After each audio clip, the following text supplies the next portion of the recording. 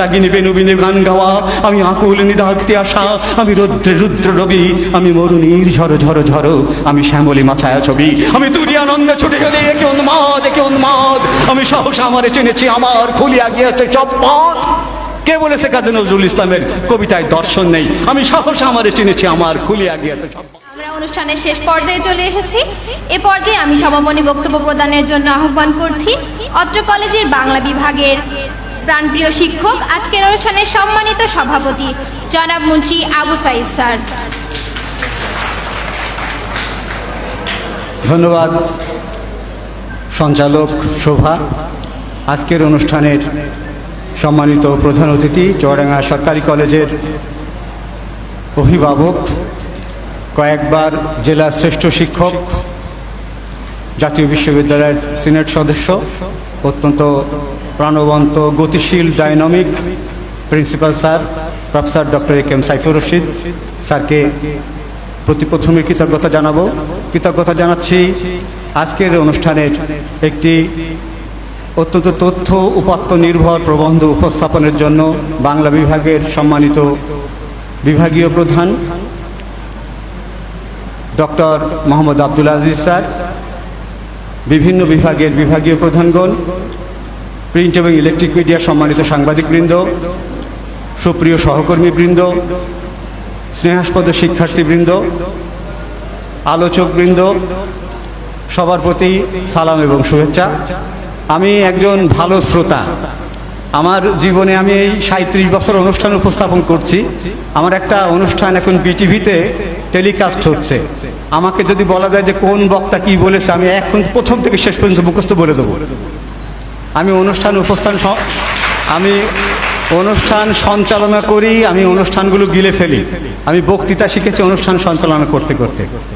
আমার আত্মাটা পড়ে আছে ওখানে, কিন্তু আমার কান একেবারে অত্যন্ত সজাগ। তারপরেও আমার উদ্বিগ্নতা উৎকণ্ঠতার জন্য আমি ক্ষমা প্রার্থনা করছি। আমার জীবনের একটা বড় প্রাপ্তি আজকে। আমি দীর্ঘ 37 বছর, ক্লাস 7 আমার বাপ আমার হাতে রবীন্দ্র জয়ন্তীর মাইক তুলে দিয়েছিল। এখনও আমি অনুষ্ঠান সঞ্চালনা করে যাচ্ছি। আমি কোথাও কোনো লবিং গ্রুপিং করিনি। কিভাবে আমাকে ডেকেছে একমাত্র সৃষ্টিকর্তা জানে। কোথাতে কিভাবে আমার ডাক পড়েছে আমি নিজেও জানি না। মনিরুল হাসান ভাই বললো, আপনি কি মুন্সি আবু সাহেব? বললো হ্যাঁ। বলছে যে আপনাকে কাজী নজরুল ইসলামের একটা অনুষ্ঠান সঞ্চালন করার জন্য বিটিভি কর্তৃপক্ষ আমন্ত্রণ জানাচ্ছে, আপনি কি রাজি? এখনো 10 দিন সময় আছে। আমি একেবারে কিছু চিন্তা না করে বললাম হ্যাঁ আমি যাব। তো আজকে চমৎকার একটি প্রবন্ধ উপস্থাপিত হয়েছে এবং আমাদের দুজন শিক্ষার্থী সজীব এবং আসাদুজ্জামান চমৎকার আলোচনা করেছেন মূল প্রবন্ধের উপরে। ভালো আলোচনা করেছেন আজিম হোসেন আমার সুপ্রিয় সহকর্মী। অত্যন্ত জোশ কম্পারেটিভ সাহিত্যের উপরে, বিশ্ব সাহিত্যের উপরে কম্পারেটিভ ডিসকাসের মাধ্যমে এটাই সবচেয়ে মূলত আলোচনা, কম্পারেটিভলি নজরুলকে প্রাসঙ্গিক করে তোলা। সুমনের বক্তব্যটা আমার কাছে মনে হয়েছে যেন একটা মাস্টারপিস। সব বক্তব্য ভালো, কিন্তু আজকের বক্তব্যটা কাজী নজরুল ইসলাম বৈশ্বিক প্রেক্ষাপটে কেন এখনও সব প্রাসঙ্গিক, চমৎকার একটি বক্তব্য তিনি উপস্থাপন করেছেন। এবং প্রবন্ধের একটি প্রবন্ধ যিনি লেখেন, যিনি একটা কবিতা লেখেন, কখনো ওই কবিতার সমালোচক যখন বলা হয় তখন মনে করতে হবে সম আলোচক। তিনি চুরি করেননি, তিনি ডাকাতি করেননি, তিনি নেশা জাতীয় দ্রব্য গ্রহণ করেননি, তিনি একটা ভালো কাজ করেছেন। ভালো কাজ করতে গেলে সীমাবদ্ধতা থাকে, সেজন্য কোন প্রবন্ধের খারাপ দিক বলা যাবে না, বলতে হবে প্রাবন্ধিকের সীমাবদ্ধতা। মানুষ হিসেবে আমাদের প্রত্যেকের সীমাবদ্ধতা আছে। কবিতা নিয়ে হাতে দেখে বলো একটা কবিতা হয়েছে নাকি? অনেকখানি কবিতা হয়, অনেকখানি হয় না। তার মানে কি বলতে হবে, তোমার এই জায়গায় সীমাবদ্ধতা আছে, সীমাবদ্ধতা কাটিয়ে এটার উত্তরণের প্রচেষ্টা করো। এটাই হচ্ছে সাহিত্য সমালোচনার রীতি। প্রাবন্ধিকের কোনো জায়গায় সীমাবদ্ধতা থাকে এই জন্য যে সময়ের দিকটা খেয়াল রাখতে হয়। আব্দুল আজিজ স্যার কিন্তু সমস্ত প্রবন্ধটা উপস্থাপন করতে পারেননি, ওই প্রবন্ধের ভিতরে সমস্ত দিক আছে। তারপরেও প্রিন্সিপাল স্যার কিন্তু অত্যন্ত নির্মোহভাবে প্রবন্ধ ডিসকাশন করেন। এর আগে চুয়াডাঙ্গা সরকারি কলেজের প্রত্যেকটা বিভাগে একটা করে সেমিনার অনুষ্ঠিত হয়েছে। আমি দেখেছি যে একজন পিএইচডি গবেষক যদি প্রকৃতই পিএইচডি গবেষক হয়, ওই প্রবন্ধের কোন জায়গায় কি কি থাকা উচিত ছিল সাথে সাথে স্যার ফাইন্ড আউট করে ফেলেন। তিনি কিন্তু অর্থনীতির মতো একটা সাবজেক্টের মানুষ হওয়া সত্ত্বেও এই প্রবন্ধের কি দিক প্রশংসনীয়, কোন দিক, এই প্রবন্ধে কোন কোন দিকগুলো আলোকিত হয়েছে, কোন কোন দিকগুলো অনুল্লেখ আছে, সেগুলো স্যার কিন্তু ফাইন্ড আউট করে ফেলেছেন। সেগুলোও বলেছেন। সভাপতি হিসাবে শুধু ধন্যবাদ জানানো, এটাই হচ্ছে আমার কাজ। তারপরেও কাজী নজরুল ইসলাম বলেছিলেন যে যবে উৎপীড়িতের ক্রন্দন রোল আকাশে বাতাসে ধ্বনিবে না, অত্যাচারীর খড়গ কৃপান ভীম রণভূমি রণিবে না, বিদ্রোহী রণক্লান্ত আমি সেই দিন হব শান্ত। স্যার একটা কথা বলেছেন যে তোমরা আমার, তাকে বলা হয়তো, কেউ তাকে বলতে তার কবিতায় কোনো উচ্চ মার্গের দর্শন নেই, তিনি নির্দিষ্ট একটা যুগে আবির্ভূত হয়েছেন, তিনি একটা যুগের কবি। কেউ বলেন তিনি হুজুগে কবিতা লেখেন, তিনি হুজুগের কবি। আবার কেউ কেউ বলেন তিনি যুগ এবং হুজুগের কবি। কাজী নজরুল ইসলাম বললেন, পরোয়া করিবা বাঁচি না বাঁচি, যুগের হুজুগ কেটে গেলে মাথার উপর জ্বলেছেন রবি, রয়েছে সোনার শত ছেলে, প্রার্থনা করো যারা কেড়ে খায় 33 কোটি মুখের গ্রাস, যেন লেখা হয় আমার রক্ত লেখায় তাদের সর্বনাশ, তাদের সর্বনাশ, তাদের সর্বনাশ। তাহলে যুগ হুজুগ যাই বলো না কেন মেনে নেবো, কিন্তু এক জায়গায় মানবো না। প্রাবন্ধিক একেবারে তার জীবনের ধারাবাহিকতা আলোচনা করতে গেলে কারাগার থেকে একেবারে শেষ প্রান্তে এসে যে প্রসঙ্গটা এনেছেন সেটা হচ্ছে সঙ্গীত জীবন। নজরুলের সঙ্গীত জীবন বাদ দিয়ে কোনোদিন সমৃদ্ধ প্রবন্ধ হতে পারে না। আর স্যার সেই কাজটা অত্যন্ত সার্থকতার সাথে করেছে। আমার কথা নয়, বিখ্যাত নাট্যকার ডিএল রায়, দ্বিজেন্দ্রলাল রায়ের পুত্র দিলীপ কুমার রায়, উপমহাদেশের বিখ্যাত সঙ্গীতজ্ঞ, তিনি বলেছেন কাজী নজরুল ইসলাম শুধু বাংলাদেশে নয়, সারা পৃথিবীর ইতিহাসে যদি 10 জন শ্রেষ্ঠ গীতিকারের নাম করা হয়, কাজী নজরুল ইসলাম একজন। পৃথিবীর ইতিহাসে যদি শ্রেষ্ঠ 10 জন গীতিকারের নাম উল্লেখ করা হয়, তাহলে কাজী নজরুল ইসলাম একজন। মোর প্রিয়া হবে সোরানি, দেব খুপাই তার আর ফুল। তুমি আমার প্রিয়তম হবে, আমি তো গরিব মানুষ, আমি তো কবি, আমার তো টাকা পয়সা নেই, তোমার খুপায় আমি কি দেবো? আকাশের থেকে তারা নিয়ে ফুল করে খুপা বেঁধে দেবো। কর্ণে দুলাবো তৃতীয়া তিথির চৈতি চাঁদের দুল, চৈত মাসে 3 দিনের যে চাঁদ উঠেছে সেইটা নিয়ে এসে তোমার কানের দুল বানিয়ে দেবো। কণ্ঠে তোমার ঝুলাবো বালিকা, হংস শারীর দুলানো মালিকা, আকাশ থেকে যে হাঁস সারিবদ্ধভাবে চলে যাচ্ছে সেই হাঁস ধরে নিয়ে এসে তোমার গলায় মালা বানিয়ে দেবো। বিজলি জরির ফিতায় জড়াবো মেঘর রং এলো চুল, বিজলি জরির ফিতায় জড়াবো মেঘর রং এলো চুল। আকাশে বিদ্যুৎ চমকায়, বৃষ্টি হয়ে যাওয়ার পরে ছোট ছোট ছোট ছোট বিদ্যুৎ চমকায়, ওই ফিতে নিয়ে এসে তোমার মেঘের মতো যে কালো এলো চুল আছে তাই বেঁধে দেবো। এর চেয়ে রোমান্টিকতা কি থাকতে পারে? আমরা গজল বিষয়টা নিয়ে একটু ভুল ধারণা আছে। আমরা বলি না এবার গজল পরিবেশন করবেন অমুক, আসলে গজল হামদ নাত, নাতে রসুল শানে খুদা, শানে খুদা হচ্ছে হামদ, আর নাতে রসুল রসুলকে স্মরণ করে যেটা লেখা হয়। আর গজল হচ্ছে আরবি, ফার্সি, উর্দু, হিন্দি শব্দ সমন্বয়ে যে গান রচনা করা হয় সেটাই হচ্ছে গজল। আর এই গজল 1926 সালে প্রথম রচনা করেছিলেন কাজী নজরুল ইসলাম। গুল বাগিচায় বুলবুলি তুই, গুল বাগিচায় বুলবুলি তুই, এই যে আলগা করগো খোপার বাঁধন, দিল বাই মেরা ফাস গাই, এই যে মেরা ফাসকাই, এগুলো হিন্দি শব্দ বাংলার সাথে মিলেমিশে একাকার হয়ে যাচ্ছে।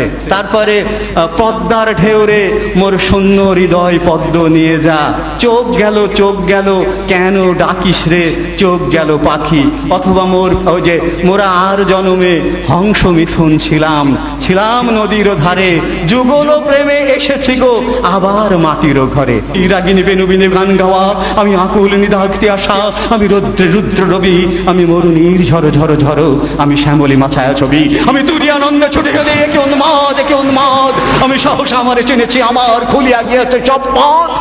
কে বলেছে কাজী নজরুল ইসলামের কবিতায় দর্শন নেই? আমি সহসা আমারে চিনেছি আমার খুলিয়া গিয়েছে সব বাদ।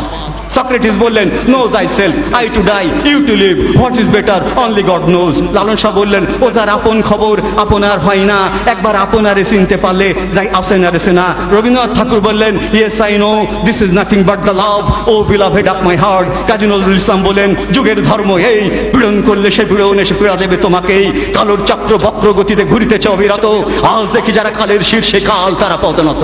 এর চেয়ে দর্শন সমৃদ্ধ কথা কি আর থাকতে পারে? আমার আপনার চেয়ে আপন যে আমি খুঁজি তারে আপনার। এই যে মরমিবাদ, এই যে সুফিজম, এই যে মিস্টিসিজম, সমস্ত কিছুকে তিনি আয়ত্ত করেছিলেন। তিনি প্রেমের কবি, তিনি তারুণ্যের কবি, তিনি বিদ্রোহের কবি, তিনি বিপ্লবের কবি, তিনি অসাম্প্রদায়িক চেতনার কবি, তিনি স্বাধীনতা সংগ্রামী, তিনি বিপ্লবী। একটি মানুষের মধ্যে অসংখ্য গুণের সমন্বয় যদি পৃথিবীতে কোনো কবির থেকে থাকে তাহলে একমাত্র কাজী নজরুল ইসলাম। তিনি পৃথিবীর ইতিহাসে একমাত্র কবি যিনি সশ্রম কারাদণ্ড ভোগ করেছেন 1 বছর। লাঠিমার ভাঙড়ে তালা, যত সব বন্দিশালায় আগুন জ্বালা ফেলু পাড়ি, এই শিকল পড়া ছল মোদের, এই শিকল পড়া ছল, এই শিকল দিয়েও শিকল তোদের করবে রে বিকল। এই সমস্ত গান গেয়ে তিনি বিদ্রোহ এবং বিপ্লবের দামামা ছড়িয়ে দিয়েছিলেন। চমৎকার একটি প্রসঙ্গ উপস্থাপন করা হয়েছে যে নজরুল ইসলাম বাংলা কবিতায় যে অসম্ভব শব্দ সম্ভারকে সৃষ্টি করেছে, বাংলা সাহিত্য, বাংলা শব্দ ভাণ্ডার অনন্তকাল ধরে তার ঋণ শোধ করতে পারবে না। বাজিছে দামামা বাদরে আমামা শির উঁচু করি মুসলমান, দাওয়াত এসেছে নয়া জামানায় ভাঙা কেল্লায় ওড়ে নিশান। একটাও বাংলা শব্দ নেই, সব আরবি ফার্সি শব্দ। আল কোরআনের বানিয়ে সে কবিতায় স্থান করে নিল। কান্ডারিয়ে তরির পাকামাঝি মাল্লা, দাড়ি মুখে সারিগান লা শারিকাল্লাহ। কান্ডারিয়ে তরির পাকামাঝি মাল্লা, দাড়ি মুখে সারিগান লা শারিকাল্লাহ। কোরআনের বাণী আত্তাহিয়াতু লিল্লাহি ওয়াস সালাওয়াতু ওয়াত তাইয়্যিবাতু, আসসালামু আলাইকা আইয়ুহান নবিয়্যু ওয়া রাহমাতুল্লাহি ওয়া বারাকাতুহু, আসসালামু আলাইনা ওয়া আলা ইবাদিল্লাহিস সালিহিন, আশহাদু আল্লা ইলাহা ইল্লাল্লাহু আশহাদু আন্না মুহাম্মাদার আবদুহু ওয়া রাসূলুহু। একেবারে কোরআনের বাণী এসে তিনি কবিতায় সংযোজন করলেন। আনোয়ার আনোয়ার জিভ ধরে টানো তার, যে বলে সে মুসলিম বেঈমান জানে শুধু জানটা বাঁচান সার। আনোয়ার আফসোস বক্তের শব্দ, আনোয়ার আনোয়ার আজকের মুসলিম ঘরে পোষা জানোয়ার। একেবারে সব আরবি ফার্সি শব্দ। এত বড় কবি পৃথিবীর ইতিহাসে জন্মগ্রহণ করতে পারে? কোথাকার শব্দ কোথায় নিয়ে এসে কিভাবে সংযোজন করলেন? আমরা গর্বিত জাতি, যেমন একটা কবিকে আমরা পেয়েছিলাম। অসাধারণ একটি প্রবন্ধ উপস্থাপন হয়েছে। প্রবন্ধটা যদি আরও কলেবর নিয়ে উপস্থাপিত হতে পারতো তাহলে আমরা আরও সমৃদ্ধ হতে পারতাম। সব কিছুই আছে, কিন্তু সবগুলো পাঠ করা সম্ভব হয়নি। আমরা কাজী নজরুল ইসলামকে স্মরণ করতে এসেছি। স্যারকে, প্রিন্সিপাল স্যারকে অসংখ্য ধন্যবাদ দেব। এমন একটি সময় উপযোগী, যুগ উপযোগী, সমসাময়িক প্রেক্ষাপটে কাজী নজরুল ইসলামকে উপস্থাপনের জন্য তিনি আমাদেরকে দিক নির্দেশনা দিয়েছেন। আমাকে ব্যক্তিগতভাবে একা পেয়ে 2 দিন বলেছেন বাংলা বিভাগের সব ছাত্রছাত্রীকে কিন্তু নিয়ে আসতে হবে। অবশ্যই আমাদেরকে এই সব ধরনের অনুষ্ঠানে থাকতে হবে, কারণ আমাদের জাতিসত্তায় দুটো সত্তা, দুটো জিনিস। সবার হৃদয়ে রবীন্দ্রনাথ, চেতনাতে নজরুল।